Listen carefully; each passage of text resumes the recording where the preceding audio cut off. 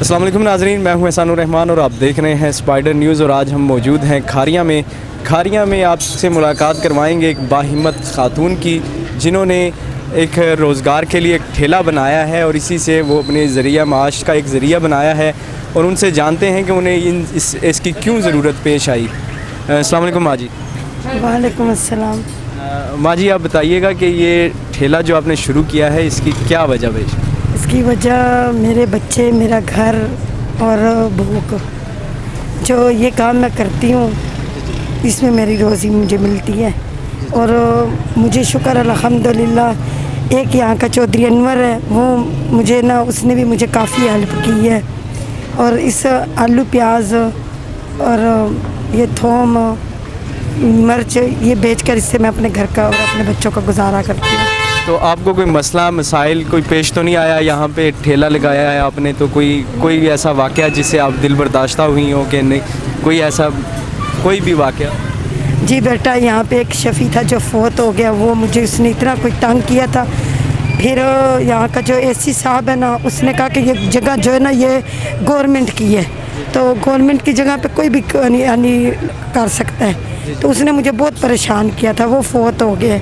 फिर उसके बाद अब कोई भी बल्दिया वाले कोई भी नहीं तंग करते, अल्लाह उनको खुश रखे, है ना। बस मेरी इन लोग सपोर्ट कर रहे हैं अब, और इनसे मेरा ना गुजारा चलता है। ये आपसे एक दरख्वास्त करूँगी कि आप लोग मुझसे ये चीज़ें लेके जाएं ताकि मेरा रोज़गार और बढ़े और मुझे इसमें कोई बचत हो, ताकि मेरे घर का सही सा निज़ाम चल सके। जी बिल्कुल, हम भी इसीलिए यहाँ पे आए हैं आपके पास, ताकि लोगों को ज़्यादा से ज़्यादा पता चले, अवेयरनेस हो कि हमारे माशरे में एक बाहिम्मत खातून है जो अपना काम बाइज़्ज़त तरीके से कर रही हैं।